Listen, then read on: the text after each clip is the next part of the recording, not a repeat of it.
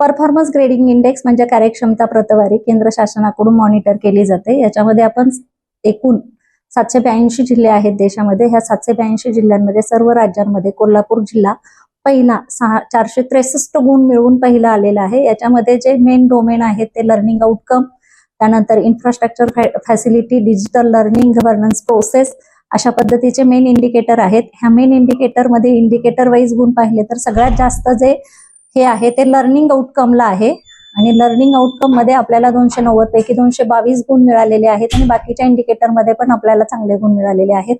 खरं तर महाराष्ट्रातील एखादा जिल्हा देशात पहिला येणं ही ऐतिहासिक घटना आहे, कारण बर्नाळा जिल्हा हा जो पंजाब राज्यातला आहे तो गेले सलग 2018 पासून 2026 पर्यंत म्हणजे सलग 8 वेळा प्रथम स्थानावर होता आणि असं सलग 8 वेळा प्रथम स्थानावर असणाऱ्या जिल्ह्याला मागे टाकून आपण आज देशात पहिले आलोय। आपल्यासाठी ही खूप अभिमानाची गोष्ट आहे। पण बर्नाळा आणि आपल्यामध्ये फक्त 2 गुणांचा फरक आहे। आपल्याला 463 गुण मिळालेत, बर्नाळाला 461 गुण मिळालेत।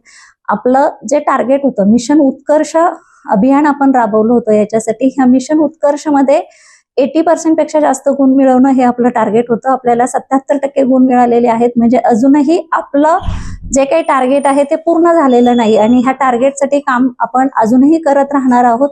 अजूनही आपल्याला पुढे जायचं आहे, अजूनही सतत काम करायचं आहे।